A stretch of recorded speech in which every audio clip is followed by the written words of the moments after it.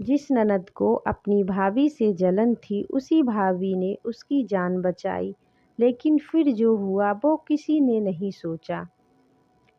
एक छोटे से शहर में शांति देवी का परिवार रहता था। उनका बेटा अर्जुन बहुत ही सीधा और जिम्मेदार लड़का था। जब उसकी शादी साक्षी से हुई तो घर में खुशियों की लहर दौड़ गई। साक्षी पढ़ी लिखी, समझदार और संस्कारी लड़की थी। उसने घर में आते ही सबका दिल जीत लिया। शुरुआत में ननद ऋतु भी साक्षी से बहुत प्यार से मिलती थी। दोनों साथ बैठती, बातें करती, हंसती भी थी।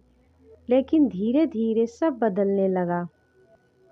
ऋतु की शादी पहले ही हो चुकी थी, लेकिन उसकी ससुराल में उसे वो प्यार और सम्मान नहीं मिलता था। छोटी छोटी बातों पर उसे ताने सुनने पड़ते थे। इसलिए वो अक्सर मायके आकर रहने लगी थी। जब उसने देखा कि साक्षी को इस घर में कितना प्यार मिल रहा है, सब उसकी तारीफ करते हैं, वो पढ़ी लिखी भी है, तो उसके मन में धीरे धीरे जलन पैदा होने लगी। जलन ने रिश्ता बदल दिया। अब वही ऋतु जो पहले हंसकर बात करती थी, हर छोटी छोटी बात पर साक्षी को ताने मारने लगी। भाभी को तो बस दिखावा करना आता है। मम्मी ये सबको खुश करने का नाटक करती है। साक्षी ये सब सुनकर भी चुप रहती रही, क्योंकि वो रिश्ते बिगाड़ना नहीं चाहती थी। एक दिन घर में ऋतु के गहने नहीं मिले और उसने तुरंत साक्षी पर आरोप लगा दिया। मम्मी, भाभी ने ही लिए हैं। घर का माहौल खराब हो गया।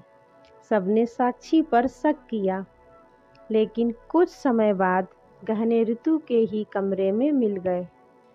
फिर भी ऋतु ने माफ़ी नहीं मांगी। नफरत और बढ़ती गई।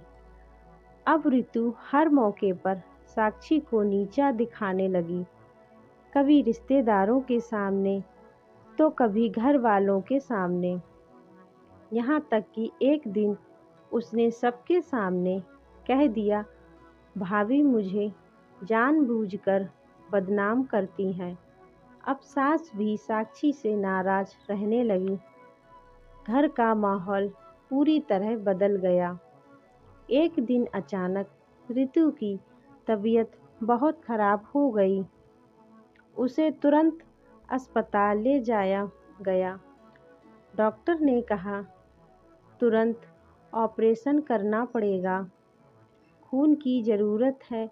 घर में किसी का ब्लड ग्रुप मैच नहीं हुआ। तभी साक्षी आगे आई, जिसे हर दिन ताने और अपमान मिला। उसी ने बिना सोचे अपना खून दे दिया। फिर भी नहीं बदली ऋतु। ऑपरेशन के बाद जब ऋतु को होश आया, उसे सब पता चला, लेकिन फिर भी उसके मन की जलन खत्म नहीं हुई। घर लौटने के बाद ऋतु ने साक्षी को फंसाने की एक और चाल चली। वो खुद ही सीढ़ियों से गिरने का नाटक करती है और चिल्लाती है, मम्मी, भाभी ने मुझे धक्का दिया। सब लोग गुस्से में आ जाते हैं। साक्षी को फिर से गलत ठहरा दिया जाता है, लेकिन इस बार सच छुप नहीं पाया। घर में लगे कैमरे में सब रिकॉर्ड हो चुका था। सबने देखा, ऋतु ने खुद ही नाटक किया था। सच सामने आते ही सबके पैरों तले जमीन खिसक गई। अब ऋतु खुद को रोक नहीं पाई। वो जोर जोर से रोने लगी। वो साक्षी के पास आई और उसके पैरों में गिरकर बोली, भाभी, मैं आपकी खुशी से जलती रही, क्योंकि मुझे अपनी ज़िंदगी में वो प्यार नहीं मिला। मैंने आपको हर बार गलत समझा। साक्षी ने उसे उठाया और गले लगा लिया। जिसे प्यार की कमी होती है, वो ही दूसरों से जलने लगता है, लेकिन रिश्ते तोड़ने से नहीं, प्यार देने से ठीक होते हैं। उस दिन के बाद रितु सच में बदल गई। अब वो साक्षी की ननद नहीं बल्कि उसकी सच्ची बहन बन चुकी थी।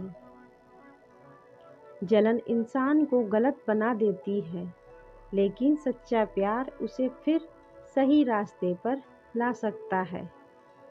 अगर आप सच्चे दिल से मेहनत करते हैं तो कोई भी आपको आगे बढ़ने से रोक नहीं सकता। Thanks for watching.